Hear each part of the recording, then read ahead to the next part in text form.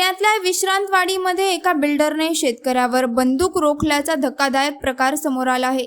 रांजण गावातील जमीन बिल्डरने शेतकऱ्याकडून घेतली होती, पण पैशाच्या वादातून बिल्डरने शेतकऱ्यावर बंदूक रोखल्याची माहिती मिळत आहे। या प्रकरणी बिल्डर विरोधात गुन्हा दाखल करण्यात आलाय। सदर घटनेचा व्हिडिओ सध्या सोशल मीडियावर व्हायरल होत आहे।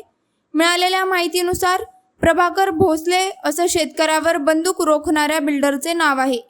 ऑफिसमध्ये प्रभाकर भोसले बसला होता। शेतकरी आणि त्याच्यामध्ये काही बोलणे सुरू होते। त्यानंतर तो अचानक ड्रॉवरमधून बंदूक काढतो आणि शेतकऱ्यावर रोखतो असं व्हिडिओमध्ये दिसत आहे। सदर प्रकरणानंतर शेतकऱ्याने पोलीस स्टेशनमध्ये या प्रकरणी तक्रार दाखल केली। त्यानंतर आरोपी प्रभाकर भोसले विरोधात गुन्हा दाखल करण्यात आला आहे। हो सर, प्लीज थांबा 2 मिनिटं सर, राम आहे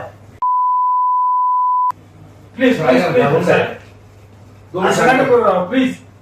ते बी भावे लेकरासारखे आहे का असं नाही, प्लीज एक मिनिट ठेवा ऐका द्यावं शकतो प्लीज। नंतर मी मागत नाही, त्याला लंगडा बोलतो त्याला कळू द्या प्लीज प्लीज प्लीज प्लीज। हे ठेवून दे तिकडे प्लीज।